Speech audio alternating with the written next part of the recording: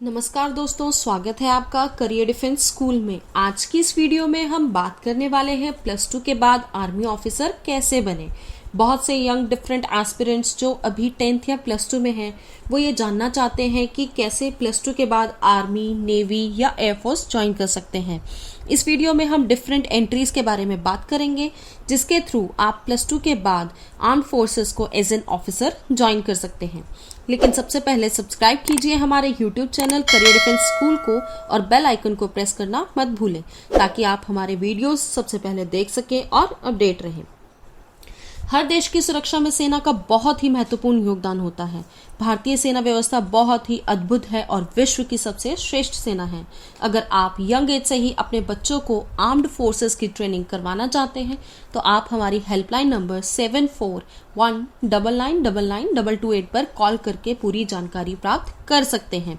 इस वीडियो के द्वारा हमारी यह कोशिश रहेगी कि ज्यादा से ज्यादा यंगस्टर्स आर्म्ड फोर्सेस को ज्वाइन कर सके। तो चलिए जानते हैं कौन कौन से तरीके हैं जिससे आप प्लस टू के बाद आर्म्ड फोर्सेस को ज्वाइन कर सकते हैं। सबसे पहले बात करते हैं यहाँ पर एनडीए एंट्री की। एनडीए की फुल फॉर्म होती है नेशनल डिफेंस एकेडमी। ये एकेडमी खड़गवासला, महाराष्ट्र में है। एनडीए एग्जाम यूपीएससी के द्वारा साल में 2 बार कंडक्ट किया जाता है और एनडीए एग्जाम से आप आर्मी, नेवी या एयरफोर्स ज्वाइन कर सकते हैं। जब आप एनडीए एग्जाम के लिए अप्लाई करें तो आप अपनी सर्विस प्रेफरेंस को मार्क कर सकते हैं। अगर आप एनडीए से आर्मी ज्वाइन करना चाहते हैं तो प्लस टू पास होनी चाहिए, भले ही आपकी स्ट्रीम कोई भी हो। लेकिन हाँ, अगर आप एयरफोर्स या नेवी को ज्वाइन करना चाहते हैं तो आप प्लस टू पास तो होने ही चाहिए, साथ में आपके पास फिजिक्स या मैथमेटिक्स होना जरूरी है। और एनडीए अप्लाई करते समय आपके प्लस टू में कितने मार्क्स हैं ये मैटर नहीं करता है, लेकिन एनडीए ज्वाइन करने के लिए आपको प्लस टू में पास होना कंपलसरी है। देखिए, यहाँ पर बहुत से कैंडिडेट्स हैं जो प्लस टू के बाद एनडीए के लिए अप्लाई करते हैं और बहुत मेहनत के बाद एनडीए एग्जाम और एसएसबी इंटरव्यू क्लियर करते हैं, लेकिन बाद में प्लस टू में फेल हो जाते हैं और एनडीए ज्वाइन नहीं कर पाते हैं। इस बात का आपको जरूर ध्यान रखना है। तो चलिए बात करते हैं एनडीए के लिए एज लिमिट क्या होगी।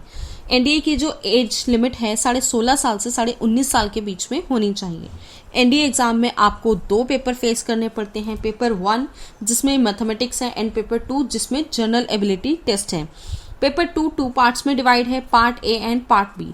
पार्ट ए में इंग्लिश एंड पार्ट बी में जनरल नॉलेज इंक्लूड रहता है। एनडीए एग्जाम के लिए हर साल 5 से 6 लाख लोग अप्लाई करते हैं।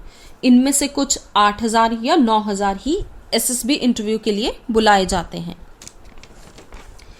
इनमें से भी 300 से 400 कैंडिडेट्स ही फाइनली इंटरव्यू क्लियर कर पाते हैं। एनडीए एग्जाम क्लियर करना अपने आप में ही बहुत बड़ी चुनौती है।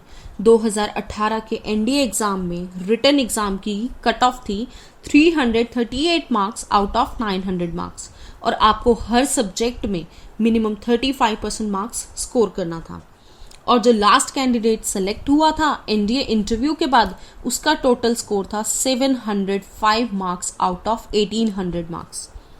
अगर आप आर्म्ड फोर्सेस को ज्वाइन करना चाहते हैं तो एनडीए से बेटर एंट्री कोई नहीं है। मोस्टली जो टॉप आर्म्ड फोर्सेस के कमांडर्स हैं वो सब के सब एनडीए एलुमनाई हैं। तो चलिए बात करते हैं टीईएस की। टीईएस की फुल फॉर्म है टेक्निकल एंट्री स्कीम। जिन कैंडिडेट्स के पास प्लस टू में फिजिक्स, केमिस्ट्री, मैथ है वो इस एंट्री के लिए अप्लाई कर सकते हैं। इस एंट्री में आपको एनडीए जैसा कोई रिटन एग्जाम नहीं फेस करना पड़ता है और अगर आप शॉर्टलिस्ट होते हैं तो आपको direct SSB interview call letter आ जाता है। लेकिन हाँ, आपको एसएसबी में शॉर्टलिस्ट होने के लिए पीसीएम में अच्छे मार्क्स होना बहुत ज़रूरी है। अगर आपके पीसीएम में एग्रीगेट परसेंट 70% है तो आप इस एंट्री के लिए अप्लाई कर सकते हैं।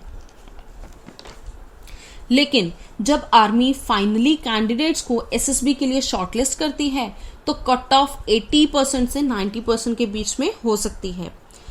टीईएस एंट्री से आप सिर्फ इंडियन आर्मी ज्वाइन कर सकते हैं और इसकी बेसिक मिलिट्री ट्रेनिंग 1 साल के लिए ऑफिसर्स ट्रेनिंग एकेडमी गया में होती है और उसके बाद फेज 1 प्री कमीशन ट्रेनिंग जो कि 3 साल की है और फेज 2 पोस्ट कमीशन ट्रेनिंग जो कि 1 साल की है। CME पुणे या MCTE महाऊ या MCEME सिकंदराबाद में होती है। तो चलिए फाइनली अब बात करते हैं 10+2 बीटेक कैडेट एंट्री स्कीम की, जिससे आप इंडियन नेवी को ज्वाइन कर सकते हैं। ये एंट्री भी आर्मी की TES एंट्री के जैसी ही है। अगर आप +2 में PCM में 70% एग्रीगेट मार्क्स लेते हैं और 10th या +2 में इंग्लिश में 50% मार्क्स लेते हैं तो आप इस एंट्री के लिए अप्लाई कर सकते हैं, लेकिन ये मार्क्स सिर्फ एलिजिबिलिटी के लिए ही है। SSB के इंटरव्यू के लिए इंडियन नेवी आपको JEE main all India rank से शॉर्टलिस्ट करेगी। तो हाँ, इस एंट्री के लिए आपको JEE में अपीयर होना कंपलसरी है और साथ ही ऑल इंडिया रैंक का होना भी बहुत जरूरी है। तो ये थे 3 डिफरेंट एंट्रीज जिससे आप +2 के बाद आर्म्ड फोर्सेस को ज्वाइन कर सकते हैं। ये एंट्रीज के लिए सिर्फ मेल कैंडिडेट्स ही एलिजिबल हैं। फीमेल कैंडिडेट्स सिर्फ ग्रेजुएशन के बाद ही आर्म्ड फोर्सेस को ज्वाइन कर सकती हैं। NDA एंट्री से आप किसी भी सर्विस के लिए अप्लाई कर सकते हैं। TES एंट्री इंडियन आर्मी के लिए है। 10+2 BTech cadet entry Indian navy के लिए है। अगर आप +2 के बाद इंजीनियरिंग करना चाहते हैं तो TES और +2 BTech cadet entry best option है। लास्ट में आप सभी यंग एस्पिरेंट्स के लिए एक सजेशन है, यदि आप आर्म्ड फोर्सेस को ज्वाइन करने के सपने देख रहे हैं तो आप अपनी स्टडी पे ज़्यादा से ज़्यादा फोकस करें और अपनी ओवरऑल पर्सनालिटी को इम्प्रूव करें।